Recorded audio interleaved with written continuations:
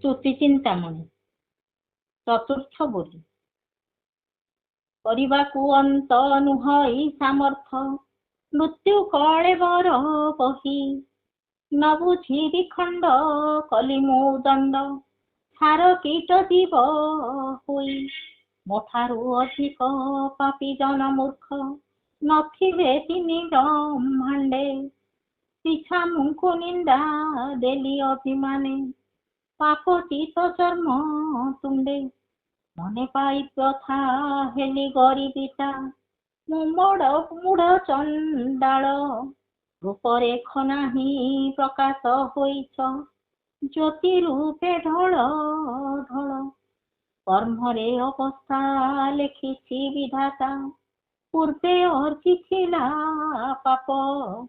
ଚିରାନ୍ତ କାଳକ ରଖିଲ କଳଙ୍କ କୃପା ନେତ୍ରେ ବାରେ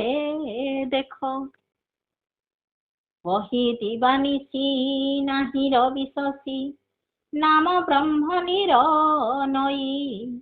କଲେ ଅଣହେଳା ବୁଡ଼ିବଟି ଭେଳା ବୁଝ ସାବଧାନ ହୋଇ ଅଙ୍ଗେ ଅଛି ଘୋଟି ନ ପାରୁଛି ଉଠି ପଡ଼ିଛି ସନ୍ତାପ ଘରେ ଲେଶ ଦୟା ବହି ଆଶ୍ରେ ନାବ ଦେଇ ଉଧରି ଲଗାଅ ତୀରେ ନୁହେଁ ତ ବିଫଳ ସମ୍ଭବ ସୁଫଳ ଯାହା ପାଞ୍ଚି ଅଛି ବୁଦ୍ଧି କାମନା କଳ୍ପନା ବୁଝ ତ ଆପଣା ମନ ବାଞ୍ଛା କର ସିଦ୍ଧି ଅନୁଭବେ ଖୋଜି ଅନ୍ତର୍ଗତେ ହେଜି ପଞ୍ଚତତ୍ଵ ମନେ ଭାଳି ଏକା ମୋ ଲେଖ ଫେଡ଼ିବେ ମୋ ଦୁଃଖ ସାମୁରେ ଗୋଚର କଲି ବିଷୟା ବ୍ୟବସ୍ଥା ଅଧିକ ଯେ କଥା କେତେ ଭଖାଣିବି ମୁହିଁ ସର୍ପ ଘଟେ ପୁରୀ ଅଛ ସାକ୍ଷୀ ପରି ସାମୁକୁ ଉଦ୍ଧାର ନାହିଁ ନିଷ୍କାମ ଭକତି ଆଦି ଫଳଶ୍ରୁତି ଖଟି ଅଛି ପାଦ ତଳେ ନ ଚିହ୍ନଇ ବୋଲି ଭଣ୍ଡୁ ଅଛ ବା ଦେଖୁଅଛ ଜ୍ଞାନ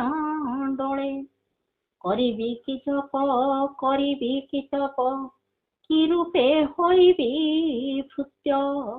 ପ୍ରଭୁ ପାଦ ତଳେ ଖଟି ରହିଅଛି କୋଟି କୋଟି ତୀର୍ଥ ବ୍ରତ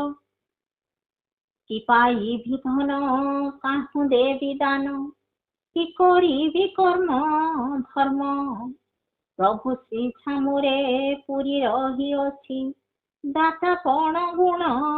ଗ୍ରାମ ଏକାକ୍ଷର ପାଦ ନୁହେଁ ଦୃଢ ଭେଦ ହୃଦେ କି ପାରିବି ଭେଦି ପ୍ରଭୁ ଆସ୍ଥାନେ ପାବଚ୍ଛ ହୋଇଅଛି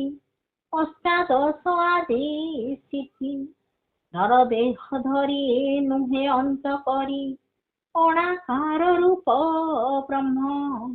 ପ୍ରଭୁ ଶ୍ରୀ ପାରୁଷେ ଖଟି ରହିଛନ୍ତି ଚାରି ପାଦେ ସତ୍ୟ ଧର୍ମ ଜପ ତପ ମନ୍ତ୍ର ଯନ୍ତ୍ର ବେଦ ଶାସ୍ତ୍ର ବ୍ୟକତି ଆସୁଛି କ୍ଷରି ସୁସତ୍ୟ ଦାଉଣି ବୁଲାଉଛି ଯୋଚି ନାମ ବ୍ରହ୍ମ ମୂଳ ମେଢି ଚରଣେ ଶରଣ କର ଉଦ୍ଧାରଣ ଫୁଳ ଶୂନ୍ୟ ଆଦି କନ୍ଦ ଜୟ ଜୟ ଜ୍ୟୋତି ପରେ ଯାଇ ସ୍ଥିତି ଆଦି ଅରୂପ ଗୋବିନ୍ଦ ଧ୍ୟାଇଛି ରୀତି ଯେନେ ସପ୍ତ ଗାତ୍ରୀ ବିଷୟା ଧନ୍ଦାରେ ପଡ଼ି ଅନୁକ୍ଷଣ ଦୁଃଖ ମନରେ ବିମୁଖ ନ ପାରୁଛି ପଦ ଯୋଡ଼ି ଏକାକ୍ଷର ପାଦ ହୃଦେ ଗୁଣବାଦ ନିରନ୍ତରେ କରି ଆଶା ଅଧିକ ବିଷୟା ନ ପାରଇ ତାହା ନାମ ଭଜନ ତପସ୍ୟା ଗୋପୀଅଛ ଜାଣି ଦେଲ ଅନ୍ନ ପାଣି ଓଲଟିଆ ତରୁ ବଟ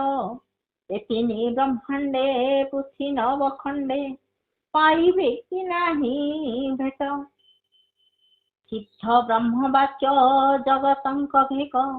ଯୁଗ ଯୁଗାନ୍ତରେ ସତ୍ୟ ବେନୁ ନେତୃନିର ବହୁ ଅଶ୍ରୁ ମୋର ଭଣେ ଭୀମର କ୍ଷିତ।